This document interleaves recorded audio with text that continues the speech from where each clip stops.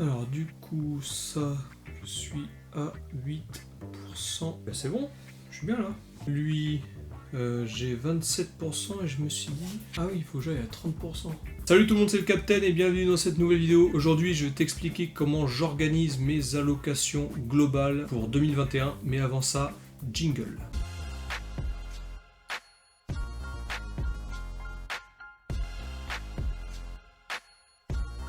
Si t'es nouveau sur cette chaîne, ici on parle crypto-monnaie, investissement et diversification. N'hésite pas à t'abonner à la chaîne, à cliquer sur la cloche et à mettre un pouce à cette vidéo si t'aimes bien le contenu que je fais. Aujourd'hui, je vais te parler de mes allocations globales, c'est-à-dire les pourcentages d'investissement que j'ai sur tel ou tel actif. Je vais pas rentrer dans les détails des crypto-monnaies, je ferai ça sur une seconde vidéo, puisqu'il y a énormément de sujets à traiter et c'est très vaste. Ici, je vais plutôt te parler de toutes mes allocations, que ce soit banque, assurance vie, crypto-monnaie, forex, immobilier. Je vais t'expliquer combien de pourcentage de mon capital j'ai sur tel ou tel investissement et quel pourcentage je vise, parce que j'ai des correctifs à appliquer depuis 2021 puisqu'il y a eu pas mal de changements. Donc je vais te faire l'état des lieux et le pourcentage que je vise. Avant de commencer, je te rappelle qu'on a passé les 1000 abonnés et pour ça je vais organiser un concours. Pour être éligible au concours, il faut que tu ailles en description de cette vidéo, je vais te mettre mon Instagram. Tu as juste à me suivre sur Instagram et les détails du concours arriveront dans les prochains jours. Je vais également faire une FAQ pour les 1000 abonnés, donc si tu veux me poser une question, ça se passe dans les commentaires, et lorsque j'aurai assez de questions, je compilerai une vidéo dédiée. Je te rappelle également que je ne suis pas conseiller en investissement, donc cette vidéo n'est pas du tout un conseil en investissement. Je suis juste un mec normal qui fait des investissements et qui partage son expérience. Donc je te propose d'aller dans le vif du sujet.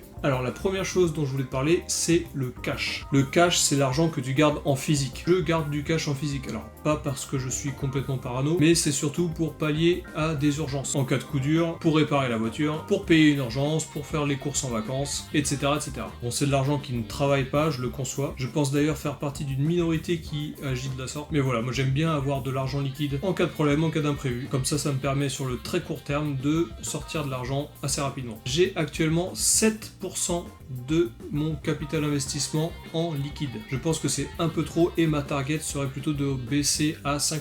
Ma deuxième allocation, c'est l'immobilier. Alors pour l'immobilier, je calcule ici le matelas que je me constitue pour pallier aux imprévus. Je ne vais pas rentrer dans les détails puisque j'ai pour plan de faire des petites vidéos d'immobilier sur ma chaîne dans le futur qui traitera ce genre de sujet. Tu veux que je te spoil quand même ou... Bon allez, je te spoil. En gros, pour chaque bien que j'ai en location, j'essaye de me prévoir 6 mois de loyer d'avance. Ça veut dire que si j'ai des vacances locatives dans mes appartements, j'aimerais pouvoir absorber ces vacances locatives pendant 6 mois. Juste pour info, les vacances locatives, ça m'est arrivé qu'une seule fois, c'était en temps de Covid, et c'était juste avant le confinement, il y a une personne qui est partie, et l'autre qui devait arriver n'a pas pu rentrer, puisque forcément il était bloqué, il ne pouvait plus emménager. Le contrat n'ayant pas été signé, il y a eu des soucis, et du coup, pendant 2 mois, il était bloqué. Donc c'est les seules vacances locatives que j'ai eues de toute ma vie. Alors ça veut pas dire que je vais rayer ce matelas de mon capital, je garde ce matelas à disposition, c'est juste afin d'avoir une sécurité en plus et être sûr de pouvoir absorber ce genre de soucis. Actuellement, je suis à 27% de mon capital investissement alloué au matelas de sécurité de mes biens immobiliers. Mon but, c'est d'avoir 30%, donc j'en suis vraiment pas loin. La troisième allocation que j'ai sur mon capital investissement, c'est tout ce qui est livret A, assurance vie. Tu dois le savoir, ce genre de placement est à fuir.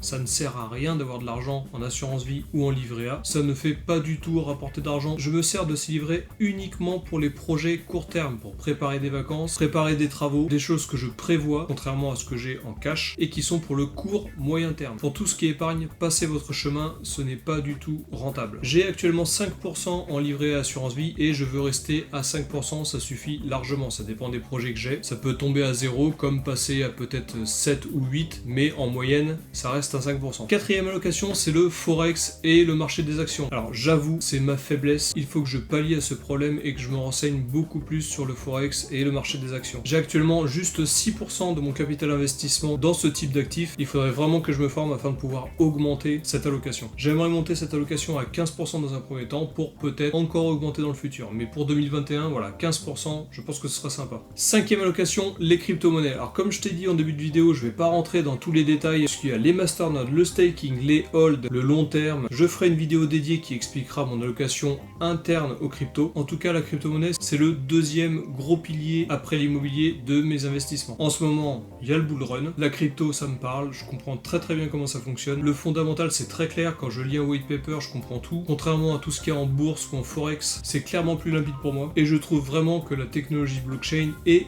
vraiment révolutionnaire. Actuellement, j'ai 40% de mon investissement qui est alloué à la crypto-monnaie. Je pense qu'en phase de bull run, je vais rester à 40%, mais dans le futur, j'aimerais bien atteindre 30%. Sixième allocation, le financement participatif. Alors, j'aime bien ces financements, je te mets en description un petit détail. Ce sont des sociétés françaises qui les proposent. Il y a des rendements de 7 à 8%, des fois 9% par an. C'est pas énorme, je le conçois, mais le ratio risque-rendement est vraiment maîtrisé. Pour le coup, pour moi, je pense qu'il y a zéro risque. Les investissements sont français. C'est assuré par des sociétés d'assurance françaises. C'est régulé en France et les impôts sont prélevés à la source. La plateforme que j'utilise, c'est PrêtUp. Je te mets en description un lien vers cette plateforme et je te mets sur ma chaîne et en fiche là-haut une vidéo explicative du comment ça fonctionne. À terme, je privilégierai ces investissements, mais pour l'instant, mon souhait est d'allouer 10% au financement participatif. Je suis d'ailleurs déjà à 10%. Dernière partie d'allocution, la 7e partie, c'est tous les autres investissements. Dedans, tu peux trouver les ICO, le crowdfunding, la collection, les paris sportifs, les projets personnels, les formations, etc.,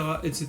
La liste peut faire 10 km. J'alloue 5% de mon budget investissement à ce genre de pratique. Je t'invite grandement à te former et à t'éduquer sur tous les domaines dans lesquels tu veux investir. C'est très important. C'est un peu la base de tout. Parce que lorsque tu commences à allouer une grosse partie de ton argent à un actif et que tu ne te formes pas, et bien tu fonces droit dans le mur. C'est d'ailleurs en partie pour ça que je fais cette chaîne, pour essayer de transmettre les informations que moi j'ai comprises sur les investissements, afin que toi tu puisses ne pas foncer dans ces murs. C'est pour ça qu'à chaque fois que je parle d'une crypto-monnaie, je te dis de lire le livre blanc, de faire tes recherches sur chaque sujet, et de ne pas juste investir quand on te dit investis. C'est vraiment la clé, et les formations sont souvent payantes, même si je pense qu'il y a énormément de contenu gratuit sur internet. Faut juste un peu faire le tri, mais il y a quand même pas mal de vidéos qui peuvent te faire comprendre certaines choses qui sont dans des formations payantes. Mais voilà, si tu as une formation à faire et qu'elle est payante, il faut pas tout de suite la rejeter parce qu'elle est payante, il faut quand même se renseigner, savoir si c'est une bonne formation et si elle vaut le coup, le prix vaut le coup, crois-moi. Voilà, c'est tout pour aujourd'hui, j'espère que cette vidéo t'a plu et qu'il n'y a pas trop de parties floues. Si jamais tu as la moindre question, tu peux me la poser dans les commentaires comme d'habitude, je me ferai une joie d'y répondre. En description, je te mets mon Instagram, tu peux le rejoindre et me suivre pour participer au concours qui arrive prochainement. En plus de ça, je te mets également le lien vers le groupe Telegram où il y a déjà plus de 120 investisseurs qui sont avec moi. Si jamais tu as des questions, tu peux également le rejoindre pour me la poser directement. Je te le rappelle, n'hésite pas à t'abonner et à cliquer sur la cloche pour pas louper les prochaines vidéos, à mettre un pouce à cette vidéo si jamais le contenu de ce que je fais te plaît. Moi ça m'aide à être référencié, toi t'as juste à cliquer sur le pouce. Je te remercie encore si tu fais partie de mon millier d'abonnés, c'est super cool. Sur ce, je te souhaite une bonne semaine et je te dis à la prochaine.